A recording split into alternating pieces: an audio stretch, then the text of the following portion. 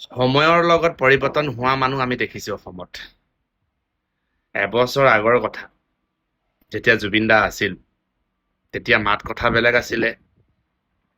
জুবিন দাক শিল্পী বুলি ক'বলৈও হিয়াৰ লাজ লাগিছিলে।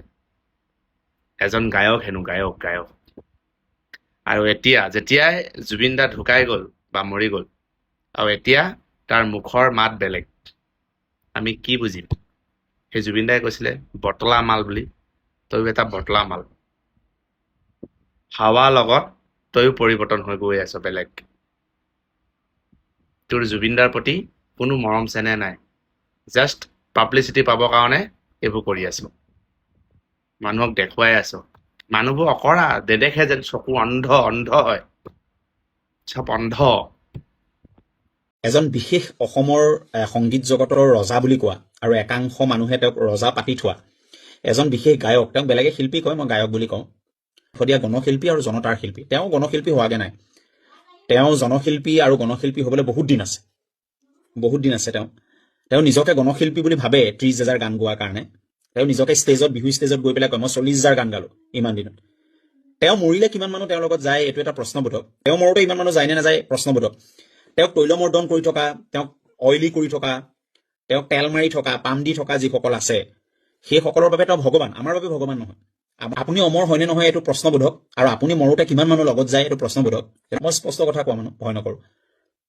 অসমৰ মানুহে দগাপালাত জুখিব কোন জনতাৰ শিল্পী, কোন প্ৰফেচনেল শিল্পী, কোন ৰজাঘৰৰ শিল্পী, কোন প্ৰজাঘৰৰ শিল্পী, কোন অকল পইচা চিনি পোৱা শিল্পী, আৰু কোন জনতাৰ শিল্পী।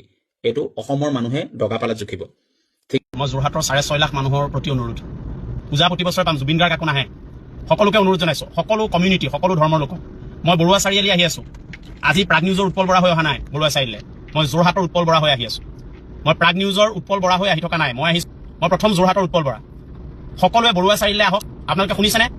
আপোনালোকে শ্বেয়াৰ কৰক, শুনি যাওক, শ্বেয়াৰ কৰক, একদম ইকুৱেলি আঙুলিয়ে শ্বেয়াৰ মাৰি যাওক।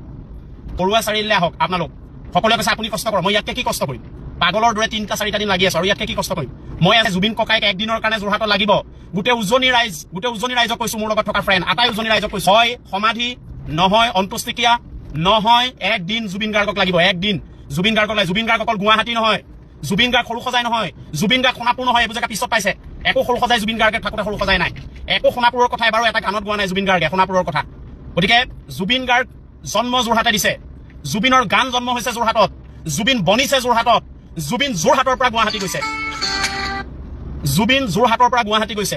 গতিকে জুবিন দাক, জুবিন ককাইক, জুবিন যোৰহতীয়াক আমাক একদিন লাগিব, তাৰ বাবে সকলো ওলাই আহক।